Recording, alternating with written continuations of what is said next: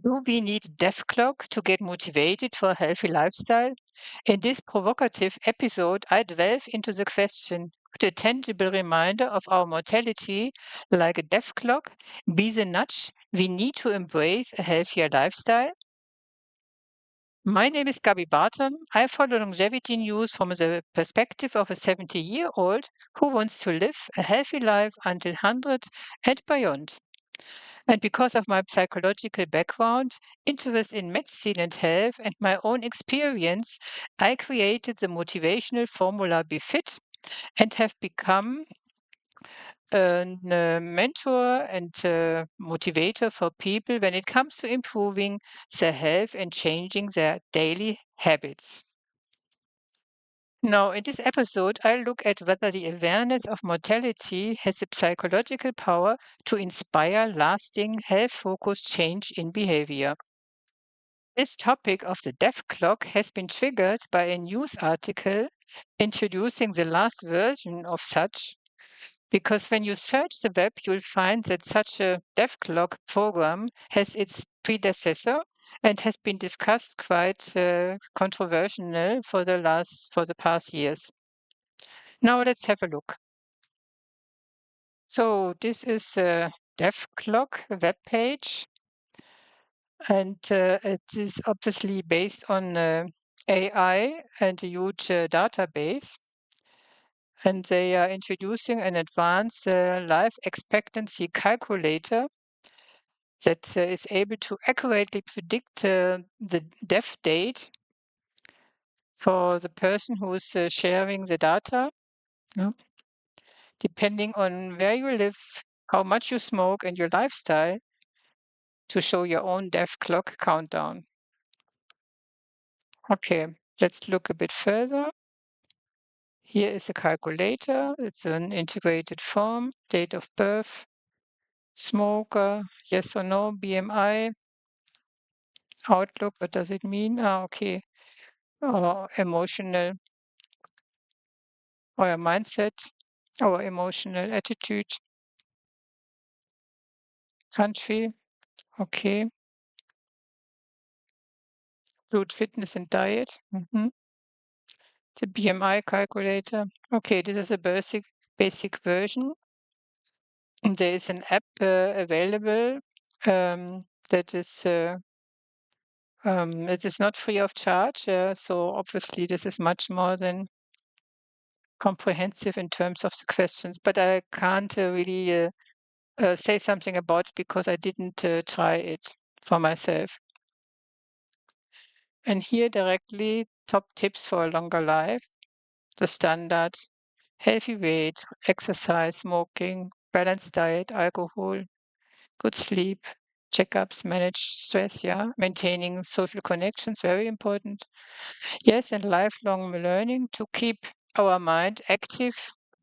hmm Yeah, yeah. So now here you find also the possibility to see the feedback of the people who were trying this. Quite interesting.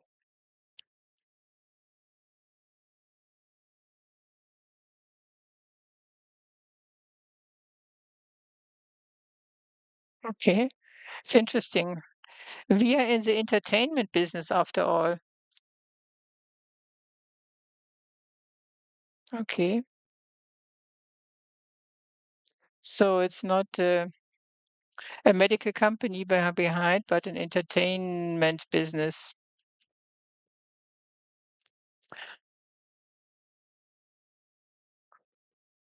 Yeah, aging and dying is no fun. Why does it have to be that way? Huh? Let's do something about it. But this is exactly what the longevity science is trying, heavily funded by investors to find solutions on this. Okay, very young person, 22, will become 96 years. Okay, you're adding the diet question gave me approximately 17 more years to live over the old death clock test. Hmm. Somebody from the US, age 73. Some other don't want to live so long. It's the same age I saw in my dreams.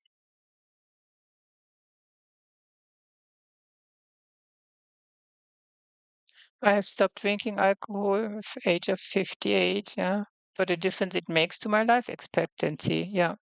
This is well known. Very nice to know I could live to 107. I'm now 75, but I look, act, think like I'm 45. Very good.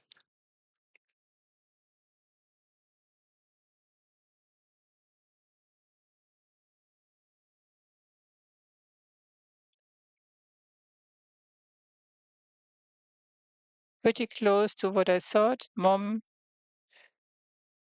made it to 90, dad to 87. I expected at least 80. Thanks, yeah. Age of 57. Yeah.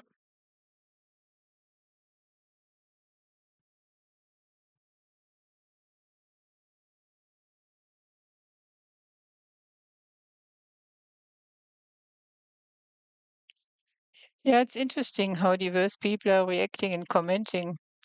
I wonder, of course, whether those who are frightened actually will change something in their unhealthy lifestyle.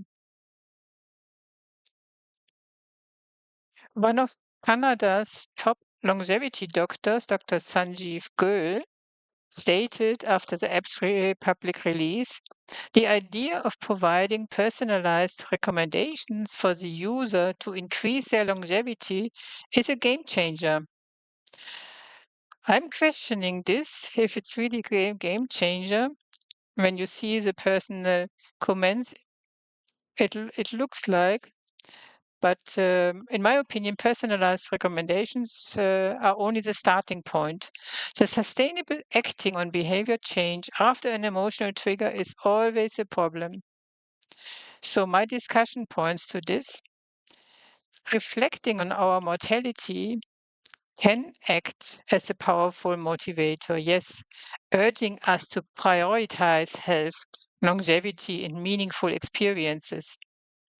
And studies in psychology show that people often delay lifestyle changes until they have a stark reminder of life's impermanence or suffer very badly from an illness. I can confirm this from my own story. So, regular reminder of our limited time and experience of a weakening body might encourage us to adopt healthier habits and prompting self reflection, sparking a sense of urgency, especially when you are already older and suffered from the passing of family members or close friends. So that this finite life really becomes a kind of reality. I got more aware of our mortality when my mother passed away, because until then it was only the other ones, yeah, who passed away. But then it got so close to me, I couldn't, yeah, put away the this kind of reality that is true for all humans, yeah, for all of us. So while mortality awareness can spark initial motivation, in my opinion, and from my personal experience, it needs much more. Yeah, people need an environment to build purposeful health goals and need to have supportive communities for this. Routine orientated change action programs need to be available for everybody as essential for making those changes stick. Yeah. So instead of relying on something as dark as a countdown clock, we can create meaningful daily reminders of our health aspirations and connecting them with our vision of our ideal and vibrant life. And this is so important, especially for us older. who older ones who are either already affected by or at risk of health problems. So creating a senior life plan that includes health, connection, and personal growth goals can serve as a gentle reminder of both mortality and the joy of living fully.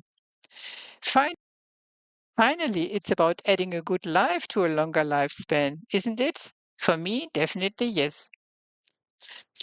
Public health campaigns often avoid the topic mortality as a motivation, but reframing this as a call to live well could be beneficial. So, to sum up my conclusion, my answer to the question, do we need a death clock to get motivated for a healthy lifestyle? My answer is yes and no. Yes, it's useful because it's known that we humans are creatures of habit. We like to stick to what we have practiced, so that only the confrontation with imminent death or a serious illness motivates us to get moving and to accept the challenge of changing our daily routines. Or like-minded people, peers in our environment can motivate us to start into a different and more healthy routine when they are kind of role model for us. Yeah. So we can use mortality and illness awareness as a gentle guide, helping us prioritize health and vitality. By facing the reality of our limited time, we might live each day with greater care, purpose, and a renewed commitment to our own well being. At least this is true for myself. With each year that is added to my age, I'm s- doing more in terms of preventive routines, preventive um, activities. Yeah, to stay healthy because being old and not healthy, then the pleasure is over. But I say, on the other hand, regarding the death clock, no, we don't need a literal death clock. My experience is that once one has integrated health routines into life, it is a new quality of life and energy. It's great to live pain-free and mobile, to be able to climb stairs. And such daily feeling then motivates to stick with it, to the amount of walking or running, to gymnastic exercises, to eating plant-based food every day, and so on. Um, this is exactly what I experience and I see in my own behavior. Yeah, the more I do these kind of things, the easier it is for me. The more and the more I like it. Yeah. So I didn't calculate my current death date. I didn't use a death clock for myself. I feel I don't need it. Yeah. I know my weaknesses and what I have to do. And this is one of the reasons why I have this podcast and a YouTube channel on the subject. I'm doing myself a huge favor by constantly engaging with the topic and publicly talking about this.